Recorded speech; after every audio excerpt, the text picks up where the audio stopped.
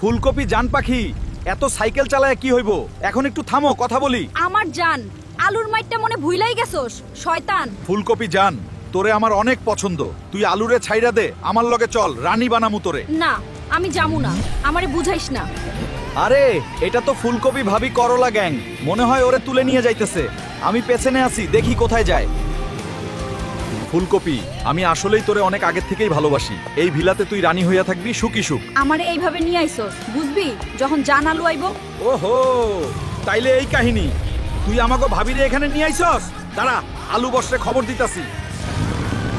আলু বস সর্বনাশ হইয়া গেছে। করলা লিডার তো আমগো ফুলকপি ভাবিরে উঠায় ধানমন্ডিতে করলা ভিলাতে আটকায়া রাখছে। কি এইটা কি শুনাইলি? করলার এত বড় সাহস! ও কি গতবারের কথা ভুইলা গেছে? তোরা রেডি থাকিস, আমি আইতাছি।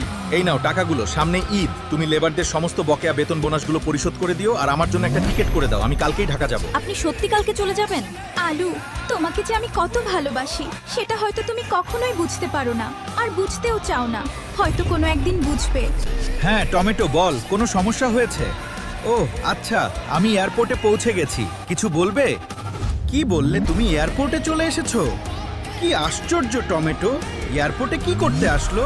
আলু, যদি কিছু মনে না করেন তাহলে একটা কথা আপনাকে বলতে চাই। আপনি ঢাকা যাবেন না, আমার খুবই ভয় হচ্ছে। আমি আপনাকে অনেক ভালোবাসি, প্লিজ যাবেন না। বুঝতে পারছি না কি হচ্ছে।